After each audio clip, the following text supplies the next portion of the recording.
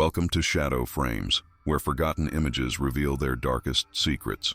Before we begin tonight's story, take a moment to subscribe to our channel and let us know in the comments where you're watching from.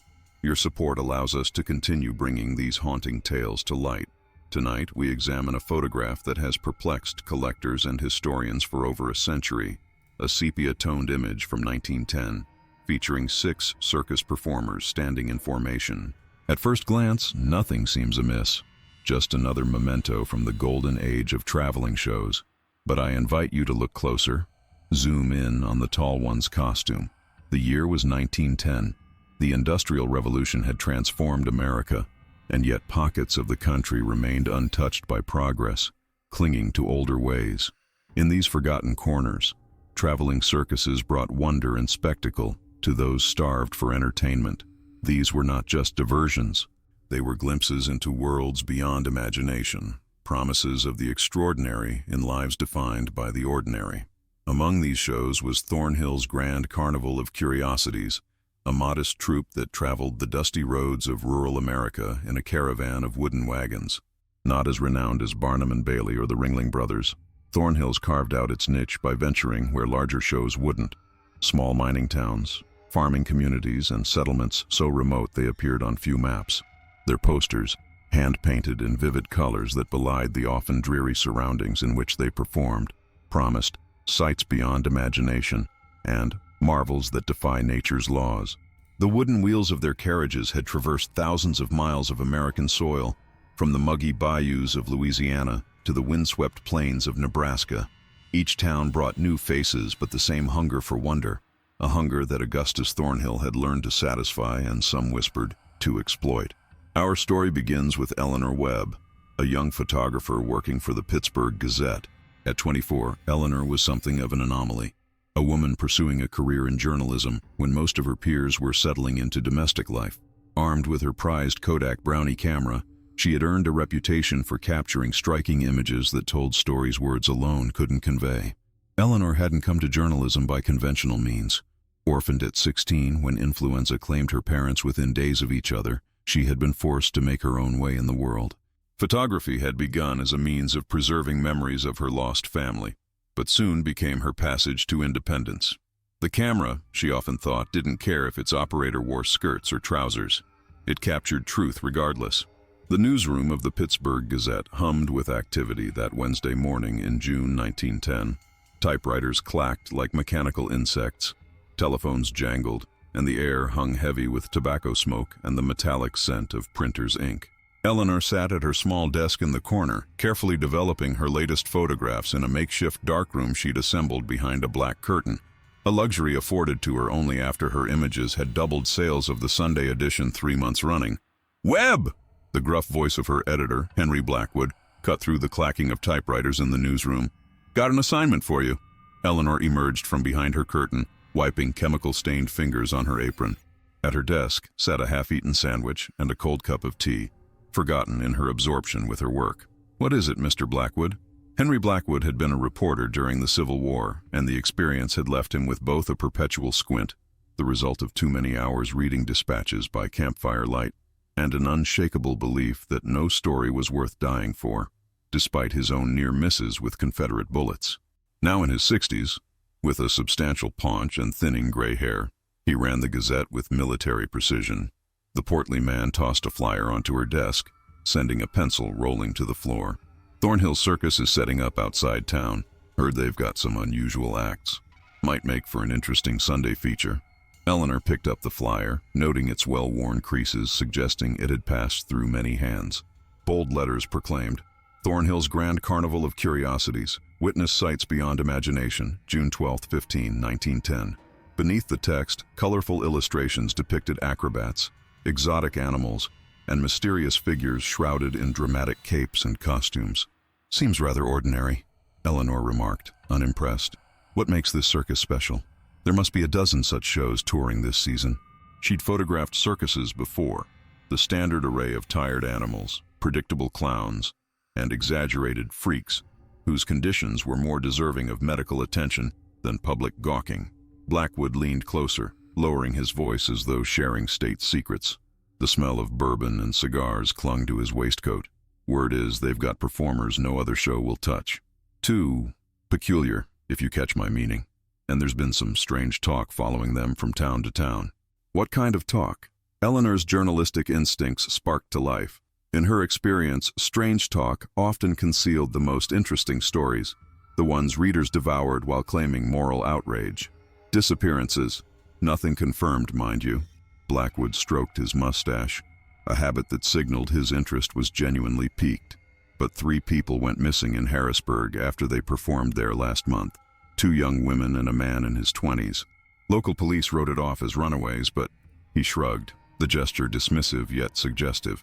The timing seems curious. And you think there's a connection to the circus? Eleanor raised an eyebrow, inherently skeptical of coincidences but equally wary of sensationalism.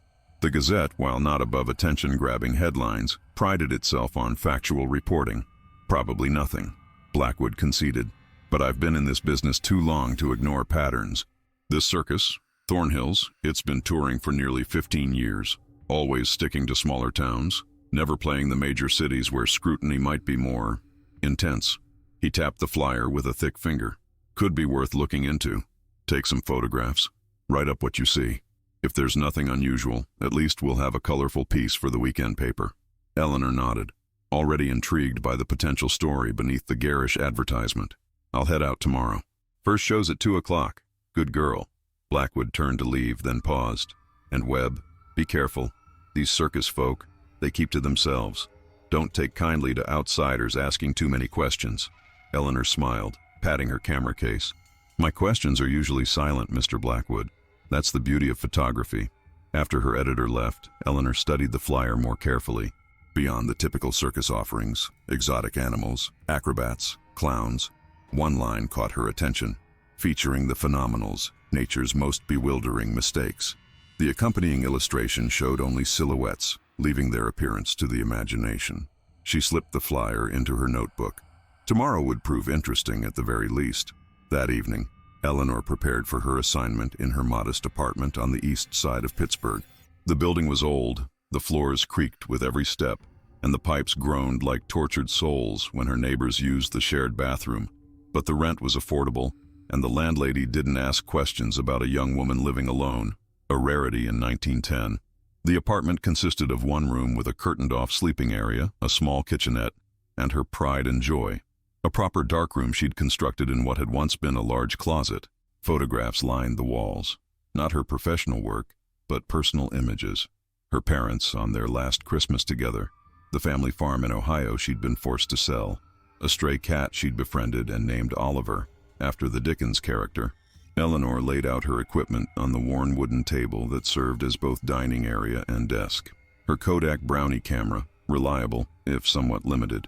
A newer Graflex camera the newspaper had recently acquired, bulkier but capable of superior images. Extra film plates, flash powder, a notebook with a fresh pencil tucked into the spiral binding.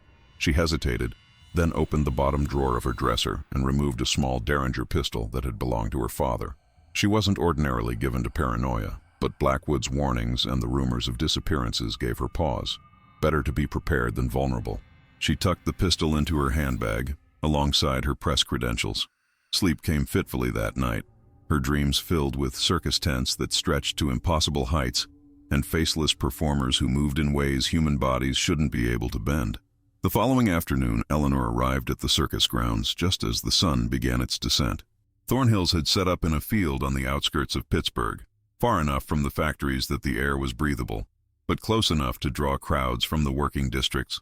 Red and gold striped tents dotted the landscape, and a modest midway had been established with games of chance and food vendors selling candy floss, roasted peanuts, and lukewarm lemonade at inflated prices. Families streamed toward the entrance, mothers in modest day dresses holding tight to excited children's hands, fathers with caps tucked under arms as they counted out coins for tickets. Factory workers still in their work clothes mingled with ladies in summer dresses and gentlemen in boaters, all momentarily equal in their pursuit of diversion. It wasn't nearly as grand as the advertisement suggested, but Eleanor found a certain charm in its ramshackle appearance. This was no sanitized spectacle for the wealthy. This was entertainment for the working class, raw and unpolished. The canvas of the tents was patched in places, the paint on the carnival wagons chipped, revealing layers of older colors beneath like geological strata. Even the performers visible around the grounds moved with the weary efficiency of laborers, rather than the graceful mystique suggested by the posters. She approached the ticket booth, a weather-beaten wooden structure manned by an elderly gentleman with a magnificent white handlebar mustache that curled at the ends like twin question marks. His waistcoat, though faded, had once been an impressive burgundy velvet, and a tarnished watch chain stretched across it in a display of faded elegance. "One ticket, please," Eleanor said, fishing in her purse for coins. The old man squinted at her camera, his eyes roomy but sharp. "No photographs inside the tents, miss. Mr. Thornhill is very particular about that." His accent was difficult to place, perhaps European, with its precise consonants, but mellowed by years in America. Eleanor offered her most disarming smile, the one that had gained her access to everything from crime scenes to society weddings. "I'm with the Pittsburgh Gazette. We're running a feature on your show." She produced her press credentials. Good publicity for Thornhills. Free advertising, you might say. The ticket seller studied her credentials, then her face as if comparing the two. Finally, he nodded toward a large tent at the center of the grounds. "You'll want to speak with Mr. Thornhill himself. Red tent with the gold star on top. Can't miss it." He stamped her hand with a curious symbol, not the usual ink stamp, but something that seemed to shimmer slightly in the afternoon sun. Thanking him, Eleanor made her way through the growing crowd. Families with wide-eyed children, couples arm in arm, and laborers still in their work clothes, all seeking an evening's escape from the monotony of daily life. The air smelled of sawdust, roasted peanuts, and the faint musk of animals. Calliope music wheezed from somewhere nearby, the cheerful melody at odds with the minor key that gave it a melancholy undertone. Eleanor passed sideshows promising The Bearded Lady of Budapest and The Remarkable Frog Boy, their barkers calling out rehearsed enticements and voices made hoarse from hours of repetition. She noted how few patrons entered these smaller tents. Most seemed to be saving their money for the main attraction. The red tent wasn't difficult to find. Its canvas, a deep crimson that reminded Eleanor of arterial blood, stood out against the faded reds and yellows of the other structures. A golden star, fashioned from what appeared to be actual gold leaf, adorned its peak, catching the late afternoon sunlight. Outside stood a broad-shouldered man in a worn but well-maintained tailcoat, directing workers as they prepared for the evening's performance. "Mr. Thornhill?" Eleanor called out, navigating around a pile of coiled ropes. The man turned, revealing a face that might have once been handsome, before years of hardship had etched deep lines into it. A scar ran from his left temple to the corner of his mouth, giving him a perpetually sardonic expression. He appeared to be in his late 40s, though his eyes suggested someone much older. They were the eyes of a man who had witnessed things beyond the ordinary scope of human experience. "Who's asking?" His voice was surprisingly refined, contrasting with his weathered appearance. The cultured tones of Boston, or perhaps New York, layered over with something harder to identify. Eleanor Webb, Pittsburgh Gazette. She extended her hand, a gesture that often took men by surprise. Women weren't expected to initiate handshakes in 1910. "I'd like to do a feature on your circus." Thornhill's gaze lingered on her camera before he reluctantly shook her hand. His grip was firm but not crushing, and she noticed a curious tattoo on his wrist, a small triangle inscribed with symbols she didn't recognize. "The Gazette, you say? Didn't know we warranted attention from Pittsburgh's finest paper. Our readers enjoy learning about traveling shows. They're particularly interested in the unusual and extraordinary." Eleanor maintained eye contact, projecting professional confidence. "I'd like to photograph your performers, perhaps interview a few." Thornhill's expression darkened. "No photographs during the performance. Distracts the artists and disturbs the animals." His tone left no room for negotiation, and the scar on his face seemed to deepen as he frowned. "We've had incidents with flash powder causing accidents." Eleanor had encountered such resistance before. Most performers were superstitious about photography, believing it captured more than just their image. "What about before or after? Perhaps a group portrait of your star performers? The Phenomenals, I believe they're called." At the mention of the Phenomenals, Thornhill's posture changed subtly, a slight stiffening of the shoulders, a narrowing of the eyes. "You've done your research, Miss Webb." "It's my job to be thorough," she replied, noting his reaction for later consideration. Thornhill seemed to consider this, stroking his clean-shaven chin. A diamond ring glinted on his little finger, a curious extravagance for a man whose show bore so many signs of financial struggle. Perhaps, after tonight's final show, he raised a finger, if your article portrays us favorably, we've had our share of misunderstandings with the press. Of course, Eleanor agreed. I'm only interested in giving your circus the recognition it deserves. Something in Thornhill's expression shifted, a flicker of amusement or perhaps suspicion. Very well, Miss Webb. Enjoy the performance. We'll speak afterward. He gestured toward the main tent, where a line was beginning to form. The matinee begins in 20 minutes. I suggest finding a seat near the front. The phenomenals are best appreciated up close. With that, he turned away, barking orders at a stagehand struggling with a crate of what appeared to be glass objects carefully wrapped in cloth. The sudden shift in his demeanor, from refined gentleman to harsh taskmaster, was jarring, suggesting a man accustomed to wearing different faces for different audiences. Eleanor made her way toward the main tent, her journalistic instincts sharpened. Augustus Thornhill was hiding something. That much was evident. Whether it related to the disappearances Blackwood had mentioned remained to be seen, but she was now determined to uncover whatever secrets lurked beneath the carnival's gaudy exterior. The main tent was filling quickly as Eleanor found a seat near the front, as Thornhill had suggested. The ring was smaller than those of the grand circuses that toured major cities, but it had been meticulously prepared. Sawdust covered the ground, and oil lamps hung from the center pole, casting a warm, flickering light that created long shadows in the corners of the tent. The seating consisted of simple wooden benches arranged in a semicircle around the ring, with no attempt at the tiered seating found in more prestigious shows. Despite the modest accommodations, the atmosphere was charged with anticipation. Children squirmed excitedly on the hard benches, parents tried to quiet them with promises of wonders to come, and vendors moved through the aisles selling peanuts and candied apples. Eleanor noted that the audience was predominantly working class, factory workers, miners, and their families, with a sprinkling of middle-class shopkeepers and clerks. No fine ladies with parasols or gentlemen in top hats here. She took the opportunity to examine her surroundings more carefully. The tent canvas above was stained with watermarks and smoke, suggesting years of use. The center pole, which supported the entire structure, was carved with curious symbols similar to the tattoo she'd noticed on Thornhill's wrist. And most interestingly, a row of mirrors had been positioned around the perimeter of the performance area, an unusual feature she'd never seen in other circuses. The crowd's chatter suddenly diminished as a drum roll sounded from somewhere outside the tent, growing louder as it approached. A spotlight, a new electric innovation that Thornhills had somehow acquired despite their apparent financial constraints, illuminated the ring entrance. In strode Augustus Thornhill, now dressed in an immaculate red tailcoat and top hat, carrying a brass-tipped cane. The transformation was remarkable. Gone was the careworn manager, replaced by a commanding showman whose very presence demanded attention. Ladies and gentlemen, his voice boomed without the aid of a megaphone, filling every corner of the tent. Welcome to Thornhill's Grand Carnival of Curiosities. Tonight you shall witness wonders that defy explanation, feats that challenge the very laws of nature, and marvels that will haunt your dreams. The crowd applauded enthusiastically, a wave of sound that seemed to energize Thornhill further. Eleanor noted how he commanded attention. He had the natural charisma of a born showman, or perhaps a skilled politician.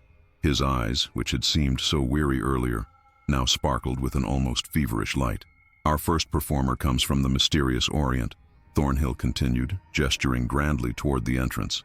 Master Li, the Unburnt One, rescued from a temple in distant Shanghai, where he served as guardian of sacred flames. He brings to you secrets known only to the ancient mystics of the East. A slight man in traditional Chinese garb entered the ring. His face was impassive, revealing nothing of his thoughts as he bowed first to Thornhill, then to the audience. What followed was an impressive display of fire manipulation, eating flames, walking on hot coals, and even setting his arms ablaze without apparent harm. Eleanor knew such acts often involved chemical preparations and sleight of hand, but Master Li's performance was convincingly seamless. The children in the audience gasped and squealed. Their parents watched with a mixture of awe and unease. She raised her camera, careful not to use flash powder, and captured several images of the fire eater's most dramatic moments. Next came a strong man introduced as Hercules of the Carpathians. though his accent when he grunted commands to his assistant suggested origins closer to Brooklyn than Eastern Europe. His muscles were impressive but showed signs of age. This was a man nearing the end of his performing career. Still, he lifted impressive weights and bent metal bars with apparent ease, drawing appreciative applause. He was followed by a pair of Russian acrobatic twins, Alexei and Anastasia, who performed daring feats on a trapeze suspended from the center pole. Their timing was impeccable, their movements so synchronized they seemed to share a single mind. Eleanor noted, however, that their safety net was threadbare in places, a concerning detail that spoke to the circus's financial state, or perhaps its regard for performer safety. An animal tamer came next, a weary-looking woman in a spangled costume that had seen better days. Her act with 3 elderly lions seemed more melancholy than dangerous. The beasts performed their tricks with the weary compliance of veterans long past their prime. Their ribs showed through dull coats, and one had a cloudy eye suggesting cataracts. Eleanor's heart went out to the creatures, reduced to jumping through hoops for the amusement of crowds when they should have been retired to some kind of sanctuary. These acts, while competently performed, were standard fare for traveling shows. Eleanor began to wonder if Blackwood's hints about Thornhill's unique attractions had been exaggerated. She glanced at her watch. Nearly an hour had passed, and nothing she'd seen warranted special attention in her article. Then the tent plunged into darkness. The sudden absence of light was absolute.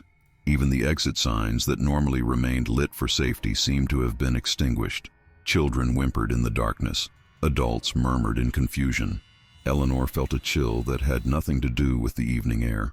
A single blue-tinted spotlight slowly illuminated the center ring, its source impossible to determine. The quality of the light was strange, colder and somehow more penetrating than the electric spotlights used earlier. In its glow, the sawdust on the ground appeared to shimmer like frost. Thornhill's voice, now hushed and reverent, filled the darkness. The showman himself remained invisible, adding to the unsettling effect. Ladies and gentlemen, what you are about to witness is not for the faint of heart. The following performers have been gathered from the far corners of the earth, each possessing gifts, or curses, that set them apart from ordinary mortals. I must ask those of delicate constitution to avert their eyes if they find the spectacle too unsettling. The dramatic warning, clearly designed to heighten anticipation, elicited excited whispers from the audience. Parents pulled children closer, couples leaned into one another. No one left their seats. These individuals were not born, but made, shaped by forces beyond our understanding. They are not freaks to be gawked at, but wonders to be beheld. They are the phenomenals. The blue light intensified, and a low humming sound filled the tent. Not quite music, but a tone that Eleanor felt in her bones, more than heard with her ears. 6 figures entered the ring in single file, each illuminated by individual spotlights, as they took their positions forming a perfect circle. The audience gasped, and Eleanor understood why. The first was a woman of indeterminate age whose skin appeared to be covered in intricate patterns like porcelain cracked and reassembled. In the lamplight, these lines seemed to shift and move as if alive. Her eyes, a startling cobalt blue, scanned the audience with an intelligence that belied her broken appearance. She wore a simple white shift that emphasized the network of fractures covering every visible inch of her body. "Madame Porcelain," Thornhill's voice announced, once the most beautiful woman in Vienna, until a jealous suitor shattered every mirror in her home while she gazed upon herself. When the mirrors broke, so too did she, her vanity made manifest in flesh. Beside her stood a diminutive man no taller than a child, but with the weathered face of someone in his 60s. His proportions were perfect but miniaturized, distinguishing him from the typical little people featured in sideshows. He wore an impeccable tailored suit that might have been fashionable 30 years earlier, complete with a gold watch chain and pince-nez glasses. His expression was one of perpetual disdain, as though the very act of performing offended his dignity. "Professor Diminuto," came the introduction. Scholar of ancient languages at Oxford until an encounter with an Egyptian artifact reduced him to this stature. His mind remains enormous, while his body continues to shrink, 1 inch each year. The third figure was what Thornhill announced as the living shadow, a person dressed in a tight-fitting black costume that absorbed light rather than reflected it, creating the disorienting illusion of a human-shaped void. No features were discernible. The figure might have been male or female, young or old. It moved with liquid grace, its edges seeming to ripple and waver like smoke. Umbra, the living shadow, once a common thief in the back alleys of London, now a being of darkness after falling into a well of ancient ink used by Chinese emperors to write decrees of execution. It touches nothing, and nothing touches it, forever intangible, forever alone. Forth came a heavy-set woman with hair so long and thick it enveloped her like a cloak, moving seemingly of its own volition even in the still air of the tent. The hair was a riot of colors, blonde, black, red, brown, as though composed of tresses from dozens of different people. Her face, when briefly visible through the animated strands, was beautiful but sorrowful. Medusa of the Midwest, Thornhill declared, a humble hairdresser whose scissors acquired a thirst for human locks. With each cut, she absorbed her client's hair and something of their souls. Her tresses now contained the essence of over 300 individuals, each strand with its own desires. The fifth was a young man with fingers twice the normal length, which he flexed to demonstrate their impossible dexterity. His hands were hypnotic in their movements, creating patterns in the air that seemed to leave glowing trails. His face was handsome but expressionless, as though all emotion had been channeled into his extraordinary digits. Mr. Reach, the piano prodigy. His fingers continue to grow with each piece of music he masters. Once the toast of European concert halls, now unable to touch any surface without causing extraordinary phenomena. His caress can heal or harm, sometimes simultaneously, but it was the sixth performer, the one standing directly across from Eleanor, who truly commanded attention. Towering at what must have been over 7 feet tall, this figure wore an elaborate costume unlike anything Eleanor had seen before. It appeared to be constructed of thousands of tiny mirrors sewn into a full-body suit, catching and fracturing the spotlight into countless dancing reflections that speckled the tent like stars. The costume included a mask, also mirrored, that completely obscured the wearer's face, reflecting only distorted versions of onlookers' own expressions back at them. The effect was mesmerizing and deeply unsettling. Eleanor found herself unable to look away, though every instinct warned her to do so. "The Mirror Man," Thornhill announced with dramatic flair, whose appearance reflects the souls of those who gaze upon him. His origins remain unknown. He simply appeared one night outside my tent 5 years ago, offering his services in exchange for certain considerations. The vague explanation hung in the air, an invitation to speculation that the audience eagerly accepted. Murmurs rippled through the crowd, theories and suppositions exchanged in hushed tones. What followed was not a conventional circus act, but something more akin to performance art. The 6 figures moved in perfect synchronization, creating complex geometric patterns with their bodies. The Mirror Man remained at the center, the others orbiting around him like planets around a sun. No music accompanied their performance, only the sound of their breathing and the occasional tinkling of the mirrors as they caught the light. The movements told a wordless story that Eleanor couldn't quite grasp, but felt deeply. It seemed to be about loss, transformation, and something darker, a hunger that could never be satisfied. As the phenomenals danced their strange, ritualistic performance, the audience sat in rapt silence, many leaning forward unconsciously, drawn to the spectacle like moths to flame. Eleanor found herself transfixed. Though she couldn't articulate why, something about the performance left her profoundly disturbed. It was beautiful, yes, but beneath the beauty lurked something wrong. The Mirror Man never spoke, never made a sound, and yet seemed to be conducting the others through subtle movements of his gloved hands. As the performance progressed, Eleanor noticed something curious. The mirrors around the perimeter of the ring, which she had noted earlier, seemed to be angled specifically to capture and reflect the image of the Mirror Man. This created a disorienting effect where, from certain angles, it appeared as though multiple mirror men were performing simultaneously. She also observed how Thornhill's 6 special performers interacted with the audience. While 5 of them performed their choreographed movements with professional detachment, the Mirror Man seemed to be studying specific audience members. His featureless mask would turn toward individuals, linger for several seconds, then move on, as though making selections. When she raised her camera to capture the scene, her hands trembled inexplicably. Through the viewfinder, she noticed something odd. While 5 of the performers cast distinct shadows on the sawdust floor, the Mirror Man cast none at all. The flash powder illuminated the tent briefly, capturing the image that would eventually become the photograph in question.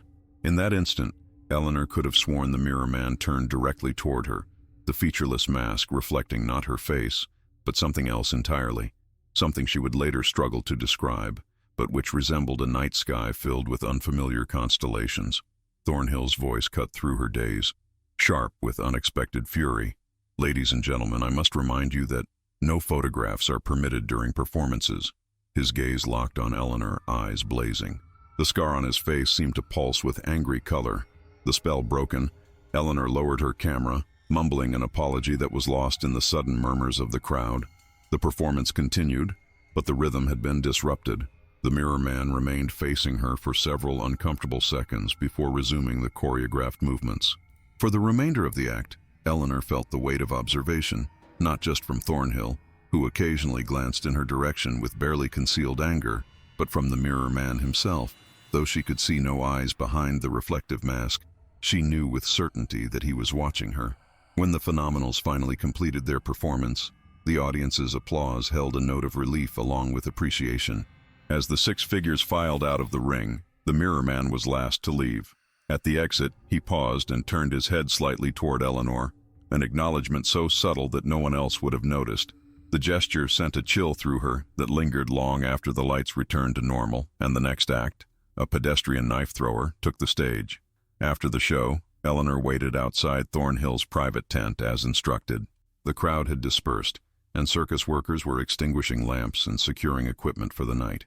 In the distance, she could hear the discontented growling of the elderly lions. The circus grounds had a different character after hours, less magical, more melancholy. Discarded candy wrappers and peanut shells littered the trampled grass, and the once vibrant tents looked drab and tired in the moonlight. Workers moved with the heavy gait of exhaustion, exchanging few words as they completed their tasks. Eleanor consulted her pocket watch. Nearly 11 o'clock. The final show had ended over an hour ago, yet Thornhill had not appeared. She was beginning to wonder if he intended to honor their arrangement at all when a voice spoke from directly behind her. "Miss Webb." Thornhill's voice startled her.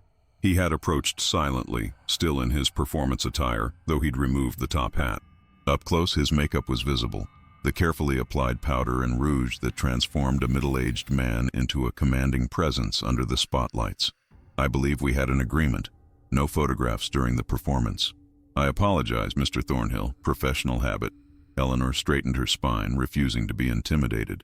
"I assure you the flash was accidental. I became caught up in the moment. Your phenomenals are quite mesmerizing." His eyes narrowed skeptically. "Nevertheless, you have your photograph. I presume it captured our special performers?" "Yes, the phenomenals. Particularly intriguing." Eleanor decided to press her advantage. "Especially the tall one, the mirror man. I'd be fascinated to interview him." Something flickered across Thornhill's face. Caution, perhaps, or fear quickly masked. "That won't be possible. He doesn't grant interviews. None of the phenomenals do." "But surely a few questions." "It's a condition of their employment," Thornhill interrupted firmly. "Their privacy is sacrosanct. They perform, nothing more." Eleanor sensed a story behind his refusal. "The mirror man's costume, it's extraordinary. I've never seen anything like it. Where did he acquire such a thing?" Thornhill's laugh held no humor. "Curious, aren't you? The Pittsburgh Gazette is fortunate to have such a persistent journalist." He studied her for a moment, as though weighing how much to reveal. "The costume is quite old, older than you might believe. As for its origin," he paused, seeming to choose his words carefully. "Let's just say it comes from a place where mirrors serve purposes beyond vanity." The cryptic answer only fueled Eleanor's curiosity. "Mr. Thornhill, in my research, I've heard whispers about certain incidents following your performances. People who go missing. Would you care to comment on that?" Thornhill's expression hardened, the scar on his face suddenly more prominent. "Careful, Miss Webb. Rumors are dangerous things. They have a way of rebounding upon those who spread them." The threat, though subtle, was unmistakable. Before Eleanor could respond, Thornhill gestured toward the performance tent. "Your group portrait, as promised. They're waiting inside. But I must insist. One photograph only, and no questions. Those are my terms." Understanding she had pushed as far as she could for now, Eleanor nodded. "Thank you, Mr. Thornhill. I appreciate the opportunity." Inside the main tent, now emptied of spectators, The 6 performers stood in formation, arranged exactly as they had been during their act. The space was now lit only by a few oil lamps, casting long shadows across the sawdust. None of them spoke or acknowledged Eleanor's entrance. The tent seemed larger without the crowd, the ceiling higher, the shadows deeper. The mirrors still lined the perimeter, though now they reflected only darkness and the occasional flicker of lamplight. The air was cooler than it had been during the performance, carrying a faint scent of ozone, like the atmosphere before a storm.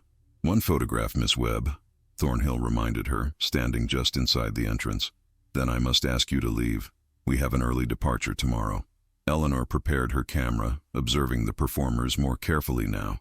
Up close, the woman with the cracked porcelain skin appeared to be in pain, her eyes revealing a deep weariness that her earlier grace had disguised. The miniature man stared straight ahead with military rigidity, his small hands clenched into fists at his sides. The living shadow seemed to pulse slightly at the edges, as if struggling to maintain its form. The woman with living hair stood perfectly still, yet her tresses moved continuously, writhing and twisting like snakes. The man with elongated fingers kept them carefully folded against his chest, as though afraid of what they might do if left to their own devices.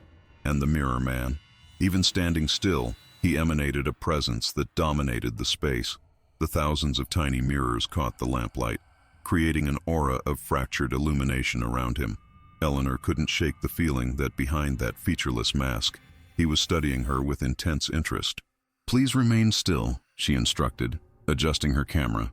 Through the viewfinder, she noticed something she hadn't before, a thin silver chain extending from beneath the mirror man's collar, disappearing under the costume, some kind of necklace or pendant. As the flash powder illuminated the tent, Eleanor experienced a moment of vertigo.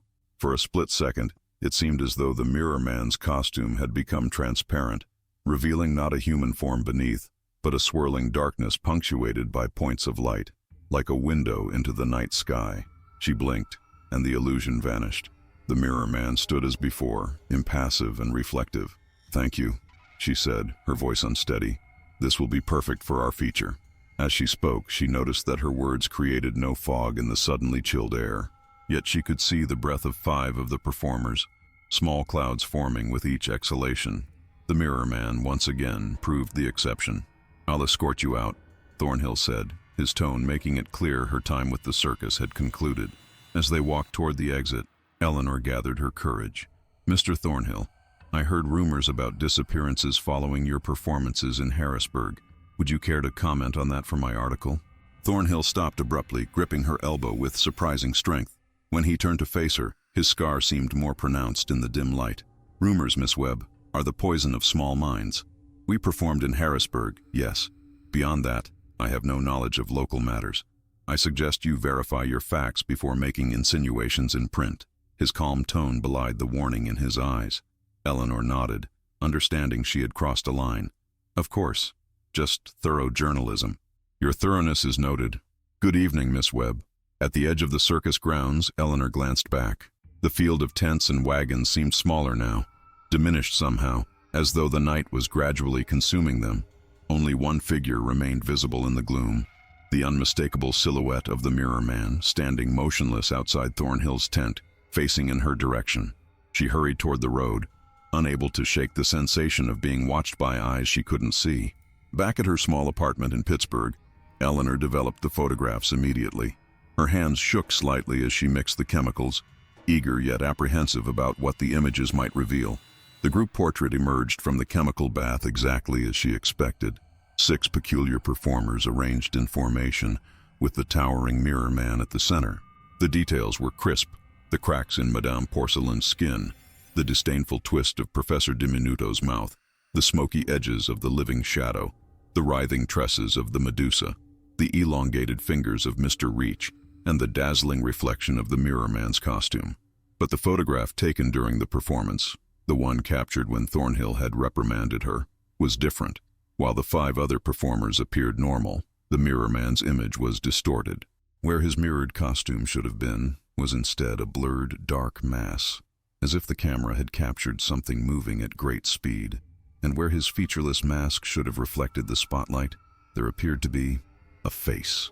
Not a human face, but something approximating one. with features that seemed to shift even in the static image. Eyes too large and oddly positioned, a mouth that stretched wider than anatomically possible, and what might have been tentacle-like appendages where ears should be. Eleanor nearly dropped the photograph. She told herself it was a fault in the development process, a trick of the chemicals or exposure. Yet she couldn't look away from that suggestion of a face, simultaneously familiar and utterly alien. She placed both photographs on her small desk and sat down heavily, trying to make sense of what she was seeing. The logical part of her mind insisted there must be a rational explanation. Perhaps the Mirror Man's costume contained some chemical compound that reacted unusually with flash powder. Or maybe the mirrors themselves possessed peculiar reflective properties that confused the photographic process. But another part of her, the part that still remembered childhood tales of things that went bump in the night, whispered that she had captured something not meant for human eyes. Eleanor rubbed her temples, fighting a headache that had been building since she left the circus. She needed to focus on her assignment. The Pittsburgh Gazette expected an article, not wild speculations about supernatural phenomena. She wrote through the night, describing Thornhill's circus in vivid detail, while carefully avoiding any mention of the photographic anomaly or the rumors of disappearances.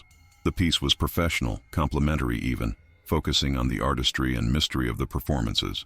If she emphasized the phenomenals, and particularly the Mirror Man, it was only because they were genuinely the most interesting aspect of the show. The article was published in that Sunday's edition of the Gazette, accompanied by the group portrait. Blackwood was pleased, calling it colorful writing that'll sell papers. The photograph of the Mirror Man's distorted image remained hidden in Eleanor's desk drawer, along with the growing suspicion that she had stumbled upon something dangerous. 3 days later, Thornhill's circus departed Pittsburgh without incident. Eleanor should have moved on to her next assignment, a piece on urban renewal efforts in the city's east side. Instead, she found herself returning to that hidden photograph, studying it obsessively, convinced there was something she was missing, some detail that would explain the inexplicable. A week passed. The circus story should have been forgotten, filed away with dozens of other completed assignments. But Eleanor couldn't let it go. Questions lingered, nagging at her professional integrity and personal curiosity. Then, while reviewing city records for an unrelated story, Eleanor discovered something unsettling. In the 3 days following Thornhill's opening night in Pittsburgh, 2 people had been reported missing. A young factory worker named Thomas Collins, last seen heading to the circus, and Harriet Mason, a shopgirl who had told her roommate she was attending the evening performance on June 13th. Coincidence, perhaps. But combined with the rumors from Harrisburg, Eleanor began to dig deeper. She visited the boarding house where Thomas Collins had lived, speaking with his fellow lodgers. Yes, he had mentioned going to see the circus that had just arrived in town. No, he wasn't the type to leave without notice. He had a good job at the steel mill and had just been promoted. Tom was saving for his mother's operation, his roommate explained. A burly steel worker named Frank had the money hidden under his mattress. It's still there, every penny. He wouldn't have left that behind. The shopgirl's roommate was equally adamant that Harriet's disappearance was out of character. She was saving to visit her mother in Philadelphia next month. She wouldn't just leave. The young woman twisted her handkerchief anxiously. And there's something else. Harriet sent me a note that night. Said she'd met someone fascinating at the circus. Someone who showed her things she'd never imagined possible. She was going back to meet them after hours. Did she mention who this person was? Eleanor asked, pencil poised over her notebook. The roommate shook her head. Only that they were one of the performers, a special one, she said. Neither disappearance had generated much official concern. A young man and woman going missing from the working classes. The police had simply filed reports, assuming they had left town seeking better opportunities elsewhere. No one had connected the disappearances to the visiting circus. No one except Eleanor. She returned to her apartment and spread her notes across the table, trying to establish a pattern. Harrisburg had reported 3 missing persons following Thornhill's visit. Pittsburgh now had 2. 5 people in total vanished without trace, their disappearances coinciding exactly with the circus's presence in their towns. Eleanor's journalistic instincts told her there was a connection to Thornhill's circus, and specifically to the strange performance she had witnessed. She needed to follow the circus, to observe them in their next location, to gather evidence that might convince the authorities to investigate. According to the flyer she'd kept, Thornhill's next stop was Wheeling, West Virginia, just a few hours away by train. She requested time off from Blackwood, claiming she needed to visit an ailing aunt. The editor was reluctant, but eventually agreed to 3 days leave. "Don't make a habit of it, Webb," he warned. "Good reporters don't take holidays."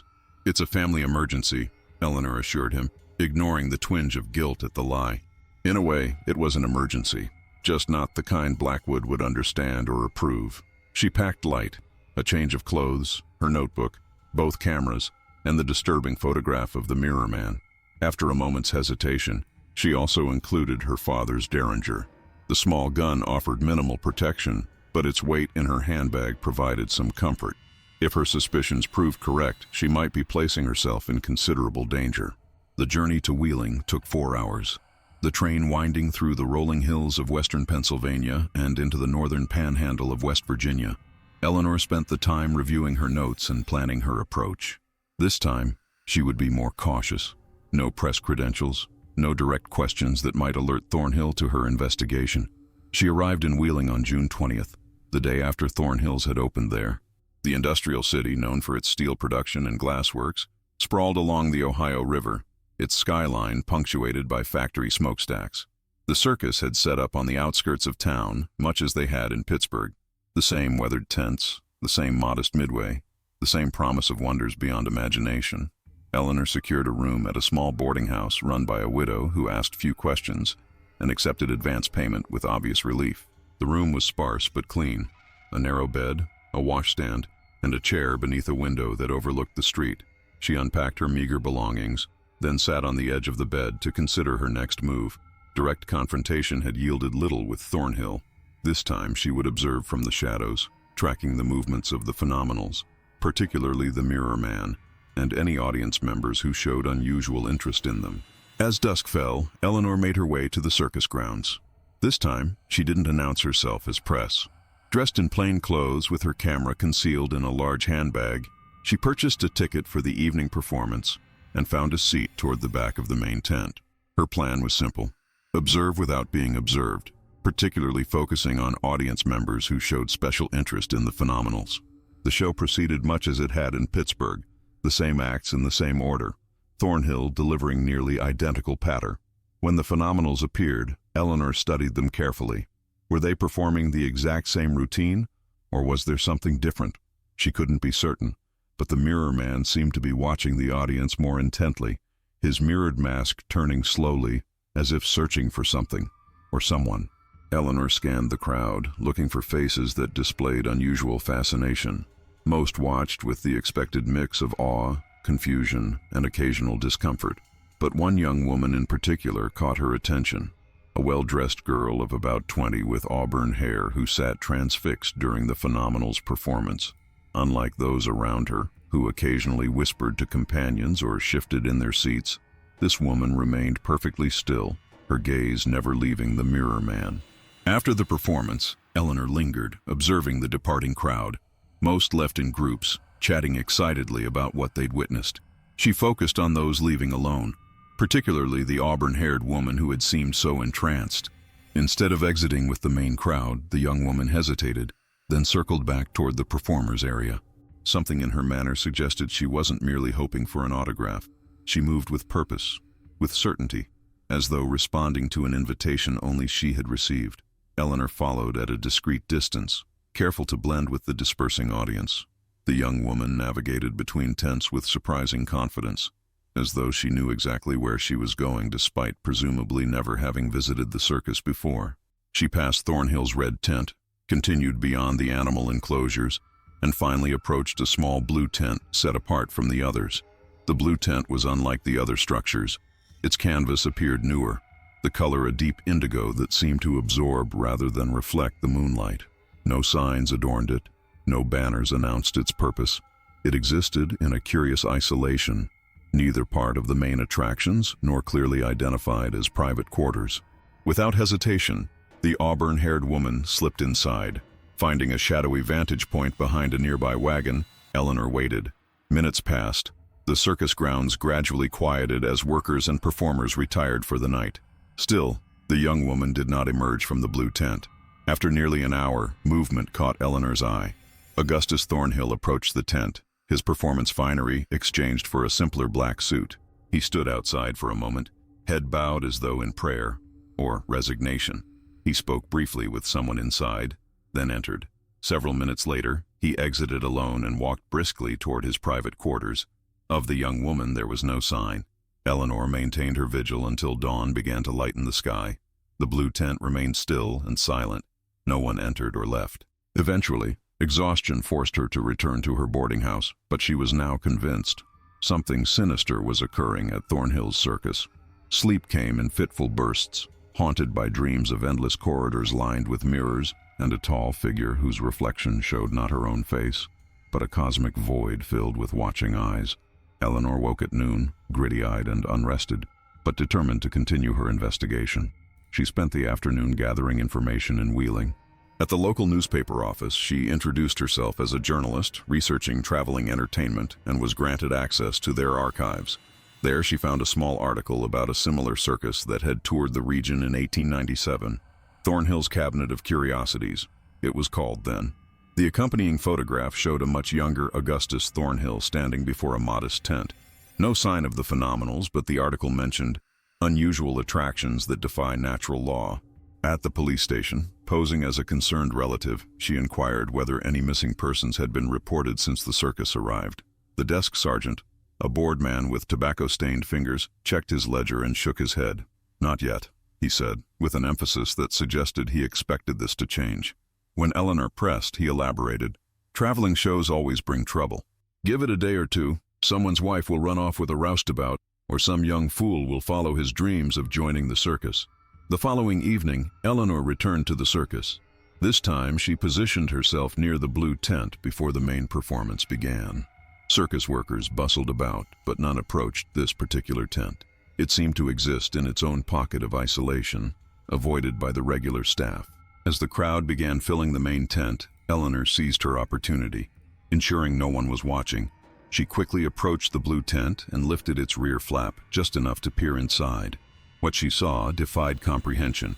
The tent's interior was impossibly vast, far larger than its external dimensions suggested, and it was empty of furniture or people. Instead, the space was filled with mirrors, hundreds of them, of every size and shape, arranged in concentric circles. Some stood on ornate bases, others hung suspended from invisible supports. A few lay flat on the ground like reflective pools. The mirrors didn't behave as mirrors should. Some showed Eleanor's reflection correctly, while others displayed her from impossible angles, from above, from behind, from perspectives that would require the mirrors to be positioned where there were none. Still others showed not Eleanor at all, but landscapes she didn't recognize, barren plains under unfamiliar stars, cities of twisted architecture that violated the laws of geometry, oceanic depths where luminous creatures pulsed with alien life. At the center of this impossible gallery stood a full-length oval mirror in an ornate silver frame that seemed to absorb rather than reflect the scant light. Its surface was not reflective glass, but something more akin to liquid mercury, rippling slightly, though there was no breeze to disturb it. Before she could process this impossibility, a hand gripped her shoulder firmly. Eleanor gasped, spinning around to face Augustus Thornhill. "Curiosity is a dangerous trait, Miss Webb," he said quietly. His face betrayed no anger, only a deep weariness. "I suspected you might return." "Where is she?" Eleanor demanded, her voice stronger than she felt. "The young woman who entered this tent last night. What happened to her?" Thornhill's gaze drifted past Eleanor to the center mirror. "She went where she wished to go, where she was invited." "That makes no sense." Eleanor shook off his hand. "People are disappearing, in Harrisburg and Pittsburgh and now here. You know something about it. It's connected to your circus, to the phenomenals, to the Mirror Man." At the mention of the Mirror Man, something shifted in Thornhill's expression. Fear, perhaps, or resignation. The showman suddenly looked his age, the lines in his face deepening as though decades of carefully maintained composure had crumbled in an instant. "You've taken photographs," he said. It wasn't a question. "You've seen something in them, haven't you? Something you can't explain." Eleanor hesitated, then nodded. "Who is he, Mr. Thornhill? What is he?" Thornhill glanced around, ensuring they weren't overheard. The circus grounds were busy with preparation for the evening show, but this secluded area remained deserted, as though even the workers instinctively avoided the blue tent and its unsettling contents. Not here. Meet me at the Westbrook Hotel after tonight's performance. Room 212. I'll tell you what I can. He released her shoulder. Now go, before you're seen. Eleanor hesitated, reluctant to leave without answers. How do I know you'll be there? That this isn't a trick to get rid of me? Thornhill's laugh was hollow. Because you're not the first reporter to ask these questions, Miss Webb. But you might be the first to survive finding the answers. With that cryptic remark, he turned away, leaving Eleanor with more questions than before, and a growing sense that she had stepped into something far more dangerous than a simple investigation of missing persons. The Westbrook Hotel was a modest establishment near Wheeling Center, 3 stories of red brick with a small lobby furnished in dark wood and faded velvet. Eleanor arrived at 11 p.m., an hour after the circus's final show had ended. She had debated bringing her camera but ultimately decided against it. This meeting was about getting answers, not gathering evidence. The night clerk barely glanced up from his newspaper as she crossed the lobby. A woman visiting a man's hotel room after hours would normally raise eyebrows, but in a working-class city like Wheeling, such indiscretions were common enough to warrant little attention. She climbed the creaking stairs to the 2nd floor and made her way down a dimly lit corridor to room 212. Standing before the door, Eleanor took a deep breath to steady herself, then knocked softly. Thornhill opened it immediately, as if he'd been waiting just inside. The room was sparsely furnished. A bed, a desk, a single chair.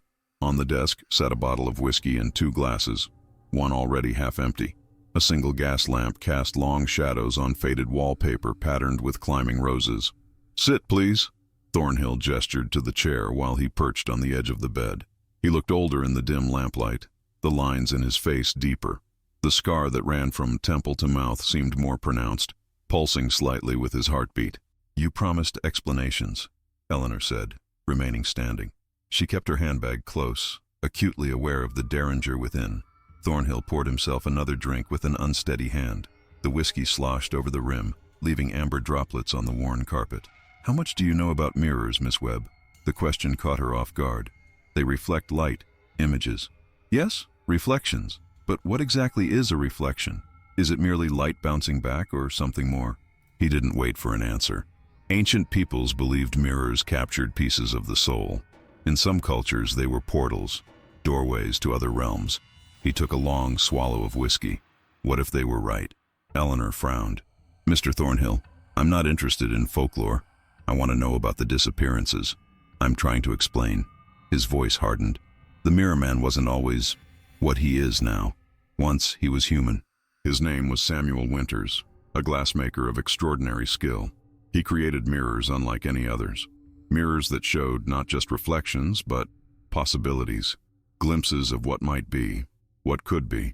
Despite her skepticism, Eleanor found herself drawn into the story. "How did you meet him?" Thornhill refilled his glass. "I discovered him in 1897, working in a small shop in New Orleans. I was young then, ambitious, always seeking new attractions for my circus. When I saw what his mirrors could do, I knew they would draw crowds like nothing else." "What could they do exactly?" Eleanor asked, professional curiosity overcoming her disbelief. "They showed people their deepest desires, their most secret hopes." Thornhill's eyes grew distant, remembering. A plain woman would see herself beautiful. A poor man would glimpse wealth. A dying child would see health and a long life ahead. Harmless illusions, I thought. Entertainment with a touch of magic. But they weren't just illusions, Eleanor guessed, recalling the impossible interior of the blue tent. No, the mirrors didn't create images. They showed alternate realities, places where things had unfolded differently. Thornhill stared into his glass as though it too might reveal hidden truths. Winters explained it to me once, using terms from mathematics. Something about parallel planes of existence and intersecting dimensional coordinates. I didn't understand the theory, only that it worked. "What happened to him?" Eleanor asked, despite her skepticism. She had seen enough in the blue tent to at least consider possibilities beyond her rational understanding. "Hubris, mine and his." Thornhill's gaze grew distant. "He created a suit of mirrors, thousands of perfect reflective surfaces sewn onto fabric, a costume that would reflect not just light, but desire, the ultimate attraction." He laughed bitterly. "It worked too well." "I don't understand." "The first time he wore it in performance, something changed. The mirrors didn't just reflect, they opened. Somehow, the combination of all those reflective surfaces created a kind of doorway. Thornhill drained his glass. Something came through that doorway, Miss Webb. Something that wore Samuel's form but wasn't Samuel anymore. Eleanor studied Thornhill's face, looking for signs of deception or madness. She found neither, only a bone-deep fear that seemed genuine. You expect me to believe that the Mirror Man is some kind of supernatural entity? I expect nothing. I'm telling you what I witnessed. The Mirror Man performs for me because I provide what it needs, what sustains it. A chill ran through Eleanor. The missing people. Thornhill nodded grimly. One in each town, sometimes two. It selects them during the performance. Those who stare too long, who feel a particular connection to its reflection, who see in those mirrors something they desperately want, and they go willingly to the blue tent. They believe they're following their dreams. The Mirror Man shows them worlds where their deepest desires are reality. They step through thinking they're embracing their perfect life. Thornhill's voice dropped to a whisper. But they're not going to another world. They're becoming part of him. Fuel, sustenance. I don't know what exists on the other side of those mirrors, but I know it hungers. Why are you telling me this? Why not stop it? Eleanor demanded, horrified yet not entirely convinced. I've tried. Thornhill rolled up his sleeve, revealing a forearm covered in burn scars that formed distinct patterns, similar to the cracks in Madame Porcelain's skin. This was my reward. As for why I'm telling you, he fixed her with a steady gaze. Because you've drawn its attention, Miss Webb. It saw you take that photograph. It's been watching you ever since. Eleanor felt her pulse quicken. That's absurd, is it? Haven't you felt eyes on you? Haven't you sensed something following you, just at the edge of your vision? Thornhill leaned forward. Check your photographs again, Miss Webb. Not just the one from the performance. All of them. I think you'll find you've captured more than you realized. A knock at the door interrupted them. 3 sharp raps that seemed to echo in the small room. Thornhill froze, the color draining from his face. It's found us, he whispered. You need to leave. Now. Through the window. Mr. Thornhill, go! He hissed, pushing her toward the window that overlooked an alley 1 story below. And whatever happens, stay away from mirrors. The knocking came again, more insistent. Something about the rhythm was wrong. Too precise, too mechanical. Eleanor hesitated, torn between fear and journalistic instinct. Then she saw Thornhill's expression, raw terror, and made her decision. She scrambled through the window, dropping awkwardly to the alley below. As she picked herself up, she heard the hotel room door open above her. Thornhill's voice drifted down, unnaturally calm. I knew you'd come eventually. A second voice responded, a voice that seemed to be many voices speaking in unison, the words indistinguishable, but the tone unmistakably menacing. Eleanor didn't wait to hear more. She ran. The train ride back to Pittsburgh the next morning was a blur. Eleanor clutched her camera bag, mind racing with Thornhill's outlandish claims. Supernatural entities, doorways through mirrors. It was the stuff of penny dreadfuls, not reality. And yet, those photographs, the disappearances, the impossibly large tent filled with mirrors that showed impossible things. As the train rattled through the Pennsylvania countryside, Eleanor found herself obsessively checking her reflection in the window glass. Each time she expected to see something else looking back, something wearing her face as a mask. The rational part of her mind dismissed such fears as childish fantasy, but another part, a more primitive, instinctual part, remained vigilant. She avoided the dining car, unwilling to risk the large mirrors that typically adorned such spaces. Instead, she huddled in her seat, sipping occasionally from a flask of water, her appetite gone. The conductor gave her curious glances as he passed through the car, perhaps noting her pallor and obvious distress. "Are you ill, miss?" he asked during one pass. "We have a physician traveling in first class if you need assistance." Eleanor forced a smile. "Just tired. Thank you." By the time the train pulled into Pittsburgh's Union Station, Eleanor had convinced herself of a course of action. She would develop the new photographs she'd taken in Wheeling. She would compare them with the earlier images from Pittsburgh. She would document everything with journalistic precision. And then, with evidence in hand, she would take her findings to the police.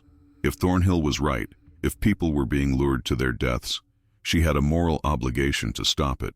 And if he was delusional, spinning fantastic tales to cover mundane crimes, then proper investigation would reveal the truth. Back in her apartment, Eleanor immediately went to her desk drawer where she kept the disturbing photograph from the performance.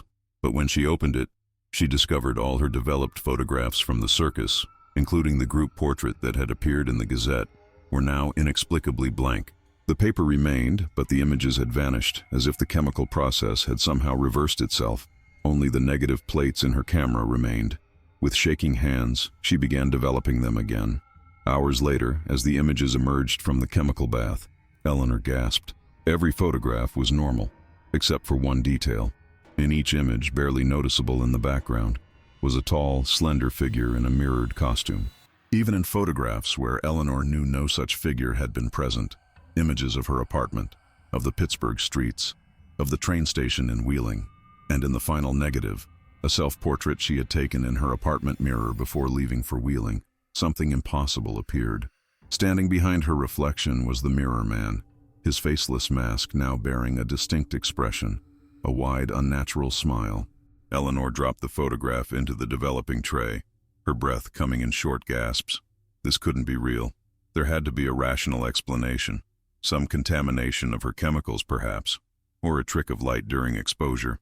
But she knew better. She had seen the interior of the blue tent. She had heard Thornhill's terror. She had felt the weight of unseen observation for days now. She was being hunted.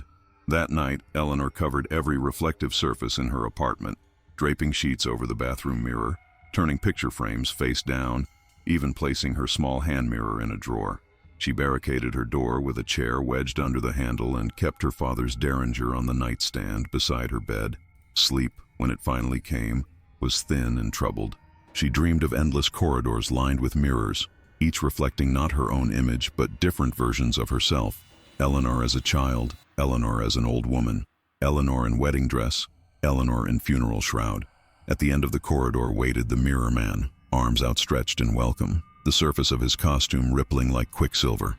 She woke at dawn, drenched in sweat despite the cool morning air. A decision crystallized in her mind. She needed to warn others. Even if the police dismissed her story as the ravings of an hysterical woman, she could still use her position at the Gazette to alert the public. Eleanor dressed quickly and made her way to the newspaper office. Arriving before most of the staff, she found Blackwood already at his desk, as she'd expected. The editor typically began his day with whiskey-laced coffee and the competing morning papers. "Webb," he acknowledged without looking up. "Thought you were visiting family." "I'm back early," she said, trying to keep her voice steady. "Mr. Blackwood, I need to talk to you about Thornhill Circus." Something in her tone made him glance up, his bushy eyebrows drawing together at what he saw. "You look terrible, girl. Sit down before you fall down." Eleanor sank into the chair opposite his desk, suddenly aware of how she must appear. Unwashed, eyes red-rimmed from lack of sleep, hands trembling slightly. Not the picture of professional reliability. "That circus," she began, choosing her words carefully. "I believe they're connected to the disappearances in Harrisburg, and now in Pittsburgh and Wheeling as well." Blackwood's expression shifted from concern to skepticism. "Based on what evidence?" "I followed them to Wheeling. Another person disappeared there, a young woman with auburn hair. I saw her enter a tent and never come out." Eleanor leaned forward. "And there's something wrong with one of the performers, the mirror man. I've seen." "More things that don't make sense," the editor sighed, pulling a flask from his desk drawer to add a generous pour to his coffee.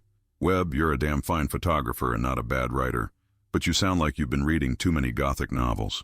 People go missing all the time, especially young people in industrial towns. They run off to New York or Chicago seeking better lives. Not like this," Eleanor insisted. "These people aren't running away. They're being taken. I spoke with Thornhill himself. He as much as admitted it." "The circus manager confessed to kidnapping?" Blackwood's tone made clear his disbelief. "Not exactly, but he explained," Eleanor faltered, hearing how it would sound.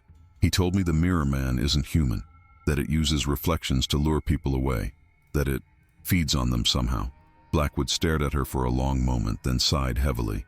"Webb, I think you need rest. Perhaps a doctor." "I'm not ill or hysterical," Eleanor snapped, frustration overcoming professional deference. "I saw impossible things in that blue tent, and I have photographs." "Photographs of what exactly?" "Missing persons. This mirror man committing crimes." "No, but then what are you proposing?" Blackwood spread his hands. That we publish an article accusing a traveling circus of supernatural kidnappings based on one reporter's strange experiences. The Gazette would be a laughingstock and we'd likely face libel charges. Eleanor knew he was right. Without concrete evidence, her story was unpublishable. Then let me continue investigating. Give me another week. I'll find proof. Blackwood shook his head. No, you've already taken time off for your ailing aunt, who I suspect never existed. I need reliable reporters, Webb, not ghost hunters. His tone softened slightly. Take 2 days off, with pay. Get some rest. See a doctor if needed. Then come back ready for your next real assignment. She recognized the dismissal for what it was. Blackwood had made up his mind. Further argument would only damage her standing at the newspaper. Eleanor nodded stiffly and left the office, humiliation burning alongside fear and frustration. If the Gazette wouldn't help, she would have to pursue this alone. Over the next 2 days, Eleanor compiled everything she knew about Thornhill's Circus and the disappearances. She created a timeline, noting when the circus had visited each town and who had gone missing afterward. She drafted letters to newspapers in other cities where Thornhill's had performed, inquiring about missing persons reports following the shows. She also began researching Samuel Winters, the glassmaker Thornhill had mentioned. Library records yielded little, but a visit to an antique dealer provided an intriguing lead. Winters? The mirror maker from New Orleans. The elderly dealer peered at her over spectacles. Haven't heard that name in years. Created extraordinary pieces, mirrors with unusual properties. Said they were made with silver from a meteor. Nonsense, of course, but they fetched high prices from the superstitious. Do you know what happened to him? Eleanor pressed. Disappeared in the late 90s. His shop was found abandoned. Tools still warm. Half-finished mirror on the workbench. Some said he owed money to the wrong people. Others claimed he found some secret technique that certain parties wanted to suppress. The dealer shrugged. Craftsmen are often eccentric. Perhaps he simply moved on. Or perhaps, Eleanor thought, he had become something else entirely. On the morning she was due to return to the Gazette, Eleanor woke with a sense of dread that had nothing to do with facing Blackwood. Something had changed during the night. The air in her apartment felt different, heavier, charged with static electricity that made the hairs on her arms stand on end. And despite her precautions, despite the sheet still covering every reflective surface, she could feel eyes upon her. Moving quietly, she retrieved the derringer from her nightstand and carefully checked each room of her small apartment. Nothing seemed disturbed. The door remained locked, the chair still wedged beneath the handle. The windows were closed against the summer heat, yet the sensation of being observed persisted. With trembling hands, Eleanor began to pack a small bag. She couldn't stay here, wherever here was. She needed to leave Pittsburgh, to go somewhere Thornhill's Circus had never visited, somewhere with few mirrors. As she stuffed clothing into a carpet bag, her gaze fell upon the sheet-covered bathroom mirror. Had it moved? Was that a bulge in the fabric that hadn't been there before? Slowly, reluctantly, Eleanor approached. She stood before the covered mirror, derringer in hand, heart pounding in her chest.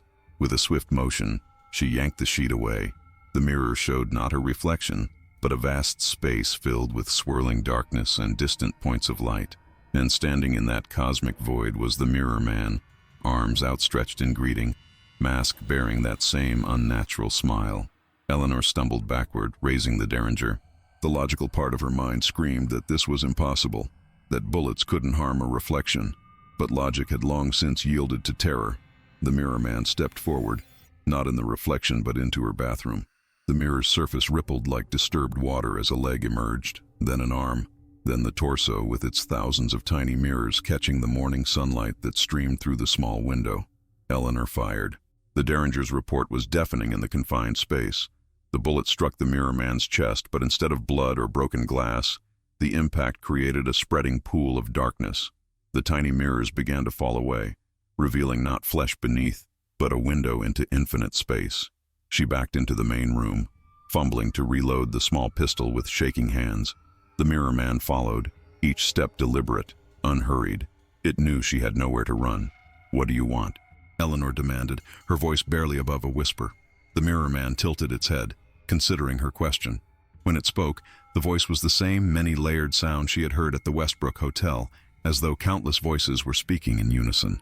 "To show you," it said, "to show you what you most desire." "I desire nothing from you." "Everyone desires something, Eleanor Webb." The mirror man's mask began to change, the reflective surface showing not a smile now, but Eleanor's own face, not as she was, but as she could be. Eleanor, confident and acclaimed, her photographs exhibited in galleries, her name known worldwide. You wish to be seen, to be remembered. I can give you that.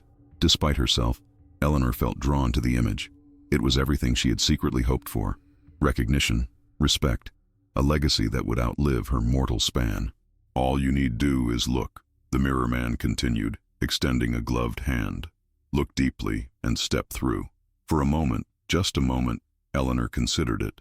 To achieve everything she'd ever wanted, wasn't that worth any risk? Then she remembered the young woman with auburn hair, entering the blue tent with that same look of longing. Remembered Thornhill's scarred arm and terror-stricken face. Remembered the emptiness in the eyes of the phenomenals, what remained of those who had made similar bargains. No, she said firmly, raising the reloaded derringer. I won't become part of your collection. The mirror man's mask shifted again, the familiar face replaced by that alien visage she had glimpsed in the photograph. Too many eyes, mouth stretched impossibly wide. Then you will be taken unwilling. It makes no difference to us. It lunged forward with impossible speed. Eleanor fired again, but the bullet passed through the creature as though through smoke. Cold hands gripped her shoulders, and she felt herself being pulled not down or up, but somehow inward, toward the swirling cosmos, visible through the mirrors of the creature's costume. In desperation, she struck out with the only weapon left, her camera, still hanging from its strap around her neck. The heavy Graflex collided with the mirror man's mask, cracking the reflective surface. A sound like shattering glass multiplied 1,000-fold filled the apartment, and the creature recoiled. Eleanor seized her opportunity. She bolted for the door, wrenched away the chair, and fled into the hallway. Behind her, she heard that chorus of voices rise in what might have been pain or rage. She didn't look back. Eleanor Webb disappeared from Pittsburgh on June 24, 1910. The Pittsburgh Gazette ran a small story about their missing photographer, but with no family in the city to press for investigation, the case quickly went cold. Her apartment remained undisturbed, rent paid through the end of the month. Henry Blackwood, reviewing her desk after her disappearance, found a locked drawer containing dozens of blank photographic papers and a single developed image. 6 circus performers standing in formation, the central figure's face obscured by what appeared to be a crack in the negative. Thornhill's Grand Carnival of Curiosities continued its tour through the summer of 1910, though observers noted that the phenomenals now numbered only 5, the Mirror Man no longer among them. By autumn, the circus had disbanded entirely, its performers scattering to other shows or returning to obscurity. Augustus Thornhill himself vanished without trace after a final performance in Chicago. Rumors persisted for years of a tall, elegant stranger who appeared at small-town circuses across America, always watching from a distance, never approaching. In December 1910, a curious article appeared in a San Francisco newspaper. A reporter investigating a series of disappearances had interviewed a lighthouse keeper on a remote stretch of coastline. The keeper claimed to have given shelter to a young woman who arrived one night with no possessions save a camera and a small Derringer pistol. She was terrified of reflections, the keeper recalled, covered every mirror in the lighthouse, wouldn't even look at the ocean on calm days when it reflected the sky, said she was being hunted by something that used mirrors as doorways. The woman stayed only one night before continuing north, leaving behind a sealed envelope with instructions that it be opened only if she failed to return within a month. Inside was a detailed account of her experiences with Thornhill's Circus and the entity she called the Mirror Man, along with a warning: if you value your life and soul, never stare too long at your own reflection. Something might be looking back, something that hungers for what you are.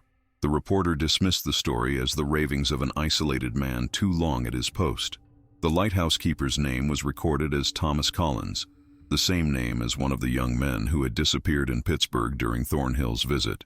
The photograph, the one Eleanor took during that fateful performance, resurfaced in 1954 in a collection of circus memorabilia auctioned in Philadelphia.